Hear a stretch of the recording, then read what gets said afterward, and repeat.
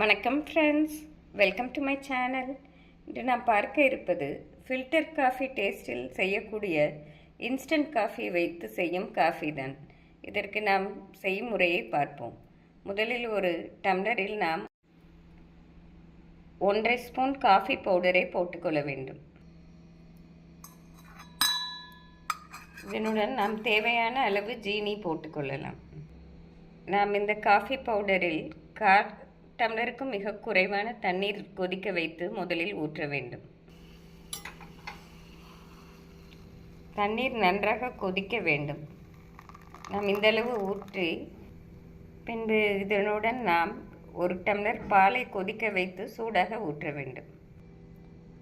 பால் நன்றாக கொதிக்கும் பாலை நாம் இதனுடன் ஊற்ற வேண்டும். இப்பொழுது இதை நன்றாக ஆற்றி குடித்தோம் என்றால் ஃபில்டர் காஃபி சுவையில் அமர்க்கலமாக இருக்கும். ஃப்ரெண்ட்ஸ், இதேபோல் நீங்கள் இன்ஸ்டன்ட் காஃபி பவுடர் வைத்து செய்து பார்த்தீர்கள் என்றால் அப்படியே ஃபில்டர் காஃபி டேஸ்டிலே இருக்கும்.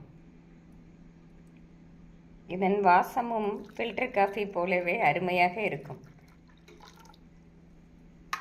இதை செய்து பார்த்து எப்படி இருக்கிறது என்று கூறுங்கள். Thank you friends.